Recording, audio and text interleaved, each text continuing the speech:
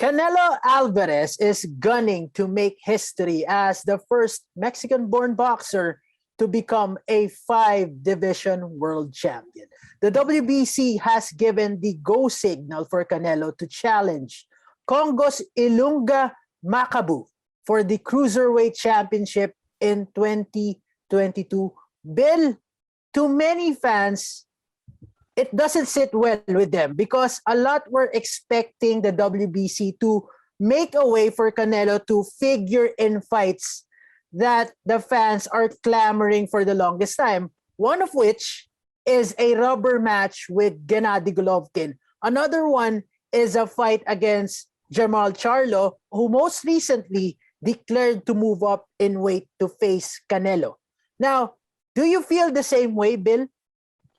I think this is a very good development for Canelo Alvarez if he can pull it off. First of all, when you've done what he's done, you know you're always looking for more challenges. Let's just look back. His last 9 fights have all been world title or multiple world title fights. All right, and for those of you saying, wait a minute, cruiserweight, then he skipped light heavyweight. Well, he already won the light heavyweight title in November of 2019 over Sergey Kovalev, no? And then look at what he's done just this year alone. He fought Avni Yildirim for the WBA and WBC belts.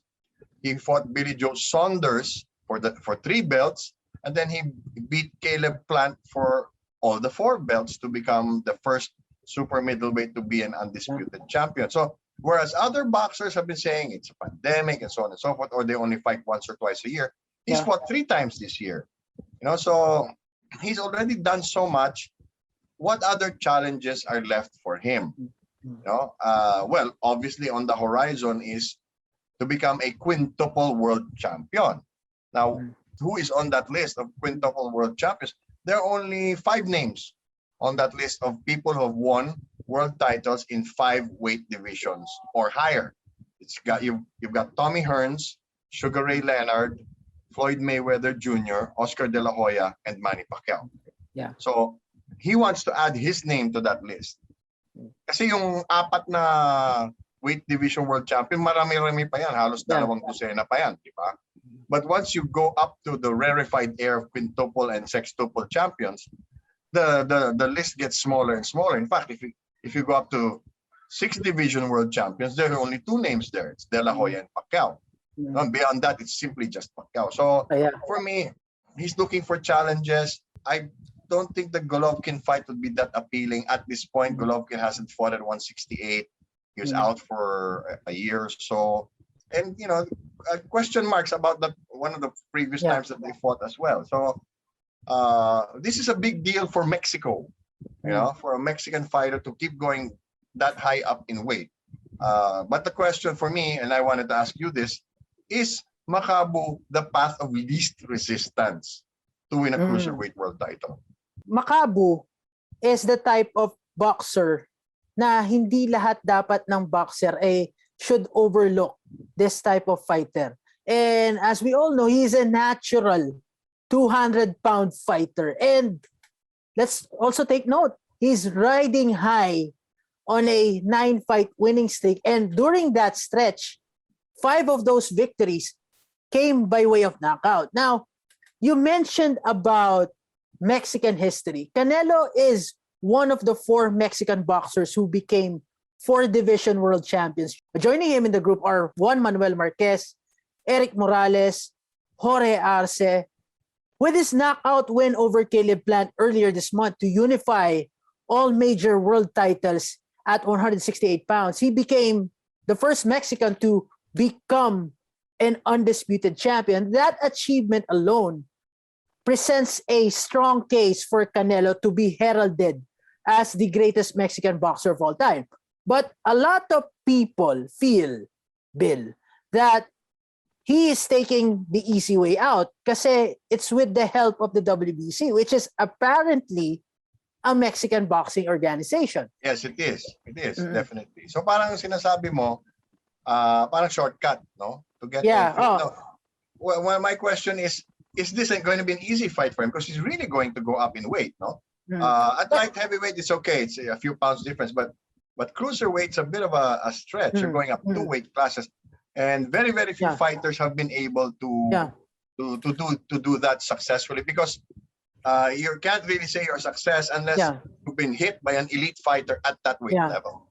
Yeah, Eddie Reynoso is confident in Canelo's chances. So one of the reasons bakit din nila tinanggap yung laban ito against a natural cruiserweight after seeing how Canelo performed in sparring sessions against heavyweights. Of course, hindi naman available to the public itong footages, itong sparring nito with heavyweights. Pero sinasabi nila, he could carry the punches of these heavyweight fighters. Now, what I worry about here is that it's the same treatment that the WBC had given to Floyd Mayweather before. Ngayon, ganun din ang binigay nila kay Manny Pacquiao. Manny Pacquiao also benefited from that in one way or the another. Sa akin, Bill, it's a bit of a letdown that this practice is still being observed, knowing that Canelo won't stay at 200 pounds if he wins. Kaya wala akong issue eh.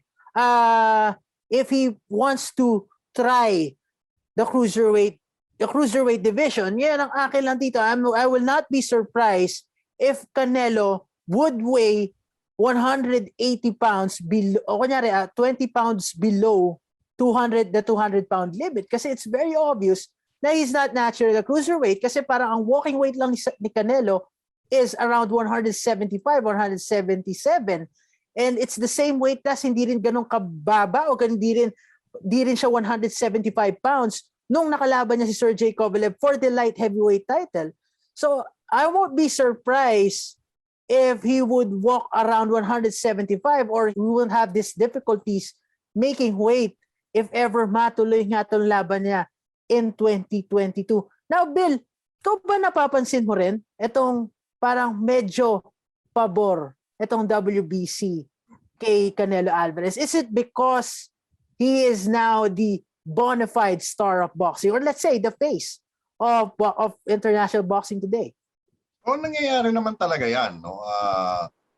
How many passes did Manny Pacquiao get when he was, flavor of the month or flavor of the year? Yeah. Diba? Even when you were talking about the weight issue, when Pacquiao fought Antonio Margarito, he was 144. They were fighting for 154. He made Margarito go down. Yeah. Fight. Now, I hope they don't do that, because that would be a disrespect to the current champion. Kaso ang problema naman dyan is siyempre bidang-bidang ngayon si Canelo. So what do you do to satisfy him and at the same time fill your own pockets? So he is the current golden boy of the WBC. Pagbibigyan talaga yan. No? Ang tanong lang is up to what extent? Kasi there are so many ways people are not aware. The firmness of the ring, the size of the ring, the choice of gloves. Marami yan eh. Maraming puwang para paboran ng isang boksingero. Pero itong kasong to, you're right. I don't think he's gonna tip the scales above 180. He'll be bloated at that weight, and he won't be able to have any quickness.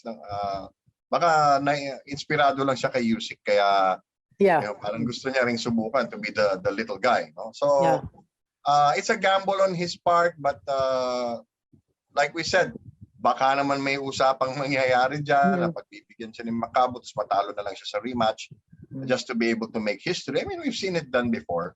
So I think it will be interesting, but I'm not sure if it will be that exciting. Kasi yung mga fan, gusto nila yung talagang patas na patas ang laban. Tsaka baka gusto rin nilang mapasikatin si Macabo kasi hindi siya ganun kakilala. Diba? So I think that's it. And even like when Sugar Ray Leonard fought at light heavyweight, he fought Donnie Lalonde. Yeah. He forced Donnie Lalonde to drop down in weight. Yeah. Yeah, and Lalonde had one shoulder practically stapled together. So it was just a one-armed fighter. So, this may be, like I said, the path of least resistance for Canelo to get what he wants. And it may be just a one-time thing. Ang nasasayangan lang ako, to go through all that trouble to be an undisputed champion and then just to toss it aside. Yeah, very true. Now, it's going to be unfamiliar territory still for Canelo Alvarez now that the WBC granted Canelo to fight Makabu in 2022. I don't think it's a long shot that they will also grant Canelo to fight Oscar Rivas for the Bridgerweight title. Your thoughts, Bill? Magandang tanong yan, no? Pero how much abuse can they inflict upon the audience? No, yun ang tanong diyan eh. Kasi parang sobra na yan, di ba? I mean, seriously, how much higher can he go? When you're talking about weight classes, he's already got 4. He's gonna get a 5th one. And then what? You know, you can't really force the issue anymore because between cruiserweight and heavyweight, there's what, 20 pounds. And then you put the Bridgerweight in between. That's still a substantial weight gain. And you know, not everybody's going to play along. No? Sino bang mabubuyo mo dyan na, pagbigyan na natin si Canelo? Bakit? Di ba? I mean, it will no longer make sense to me. This is at best an experiment, but they're tinkering with the most viable product in the market now. It may stay. They're milking it. But when you know, there are certain athletes where past a certain point they feel they can do whatever they want. You know, like Michael Jordan. People don't talk about him playing with the Wizards. You know, and these other things. Manny Pacquiao after went up for that 154 world title. Just decided to be comfortable at welterweight. So you know, this may just be an experiment for him. I don't know how the other boxing organizations will react, given that it's still about 6 months away. He may have to have mandatory defenses that he will turn down. Malaking pera din yun. So, maraming sayang din ang pagkakataon para kay Canelo. Oh well, more details of the fight between Canelo and Makabu are expected to be released in the weeks to come.